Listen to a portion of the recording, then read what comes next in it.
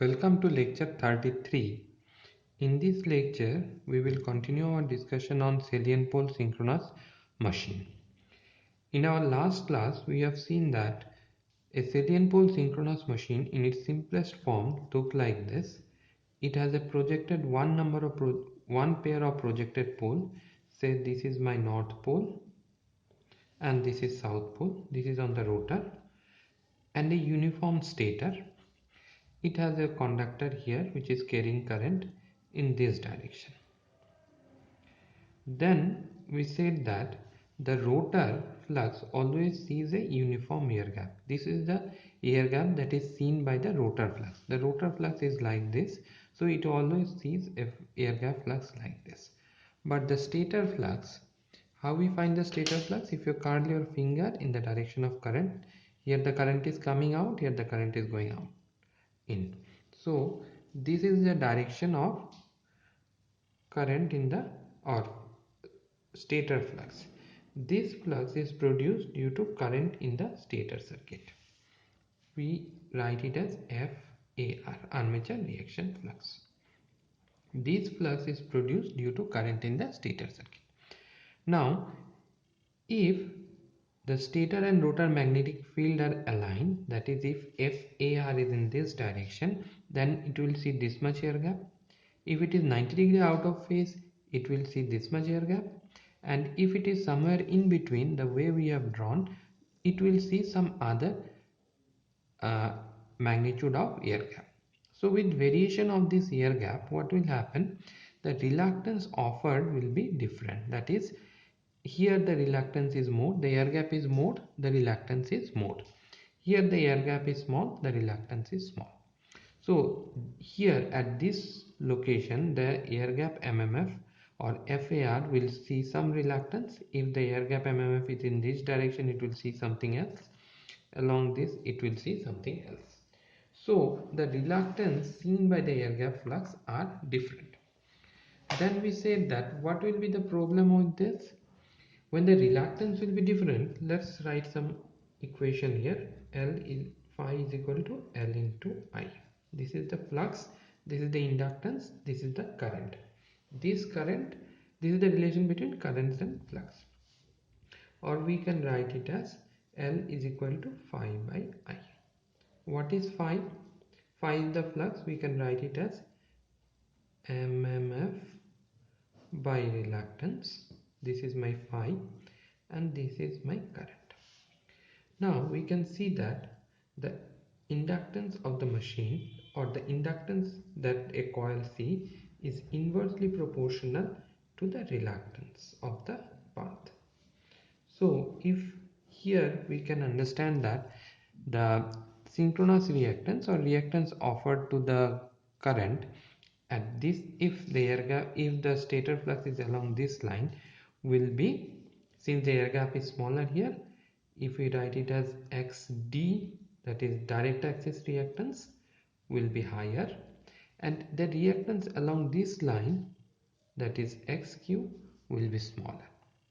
See, this is the minimum reactance, sorry, this is the maximum reactance and this is the minimum reactance, and in between the reactance will vary. Now the problem is that when we will analyze a machine, we have to write equations like E is equal to V plus IAXS. Here we cannot write like this because we don't know whether we will use this or what value. The value of the reactance varies from this value to this value. We don't know which value to take. So to solve this problem, how we solve this problem? We say that we will split this MMF along two directions. One along this, we call it as FQ, and one along this, we call it as FD. And then we will say that the FD is seeing a reactance of this much and FQ is seeing a reactance of this much. So we will not use this one, we will split it along two components and then we will analyze. And this method of analysis is known as two reaction theory. Up to this we have done in the last class. Now what we will do in this class, we will draw a phasor diagram for this machine. Let's draw this.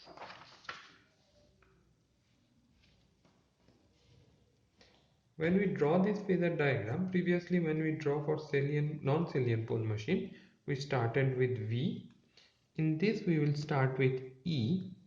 You can always start with V, no problem, but in the book it is drawn with E. That's why I am drawing with E. Even if you draw with the V as reference, it is equally correct. We will draw later with V as reference. So this is my EF. Okay. And perpendicular to EF on this direction is my phi F. This is the flux produced here. This is the flux produced by the rotor circuit, and perpendicular to this is the induced voltage on the stator. So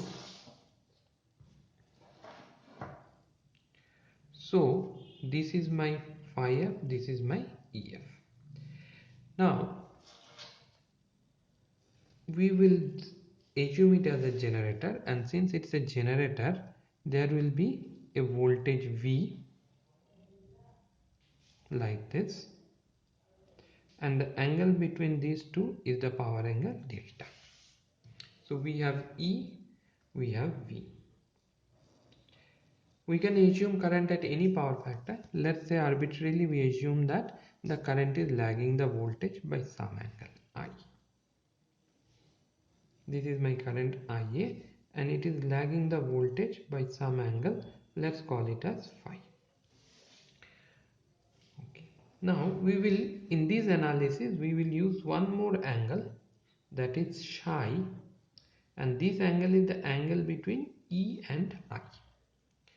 Up to this, it's very straightforward. There is nothing great in this.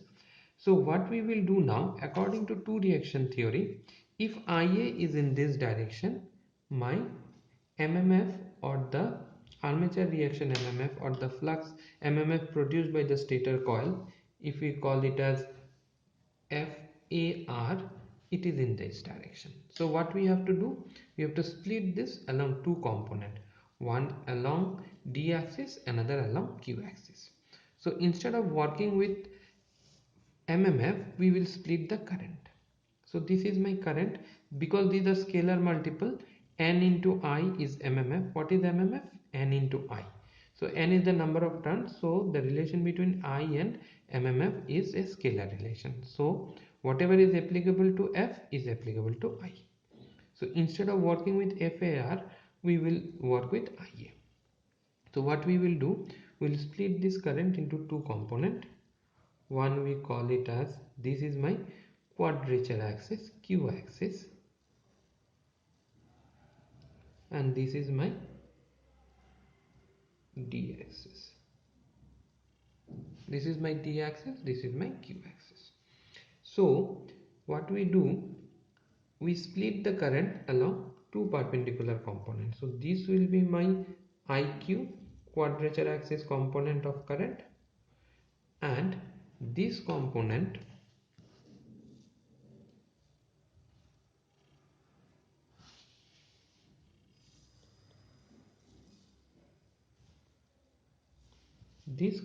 of current is IT.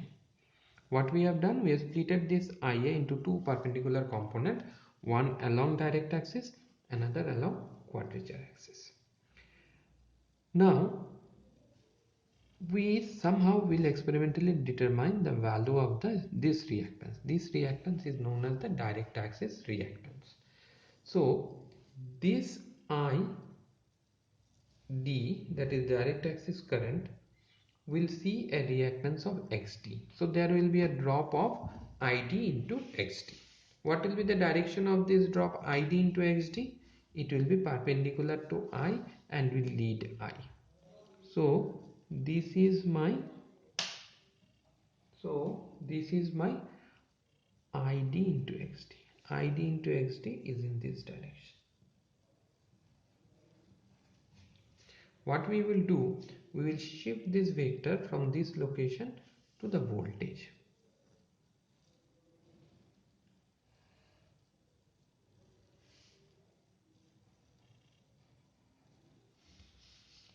So this will be my ID into XT vector.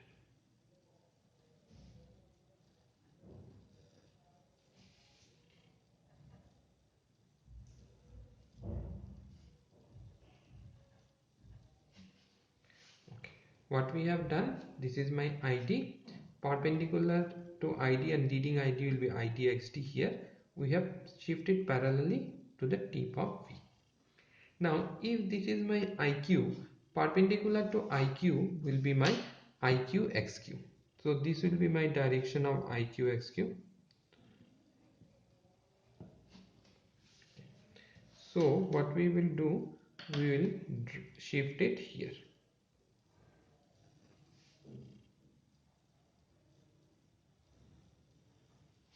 So this is my IQ XQ. So this is the phasor diagram of a salient pole synchronous generator at lagging power factor, where we have neglected the resistance of the machine. We have not taken any drop due to resistance. Now we will draw many such phasor diagram and it will become very easy for all of us. So before we go further, let's try to find an expression for power here. So what will be the expression for power? Power will be, how we write power? Power is nothing but voltage into component of current along voltage. So here what we will do, we will divide this voltage into two component.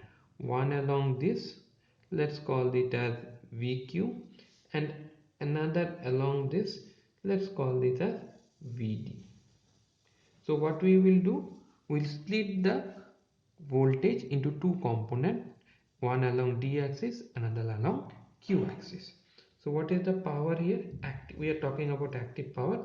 Active power is VD into ID plus VQ into IQ.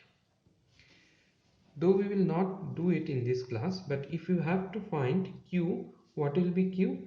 It will be VD into IQ. Why? Because this is 1 to 90 degree apart. Quadrature, reactive power is voltage into current quadrature to that, VQ into IT. So active power means voltage into component of current along voltage. So voltage in this direction is VQ into current in this direction is IQ. So VQ IQ plus in this direction voltage is VD into IT.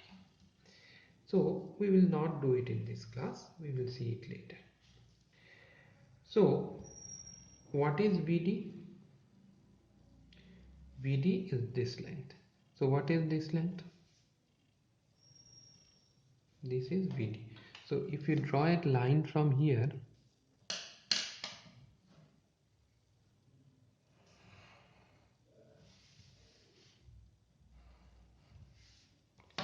so this angle is delta, this angle is delta. So VD is nothing but V sine delta. What is VQ? This is VQ from here to here. It is nothing but V cos delta. Now what is ID and what is IQ? So this length from here to here, if you look here, this length is equal to this length, which is nothing but IQ XQ. So we can write IQ XQ, this length is nothing but V sine delta.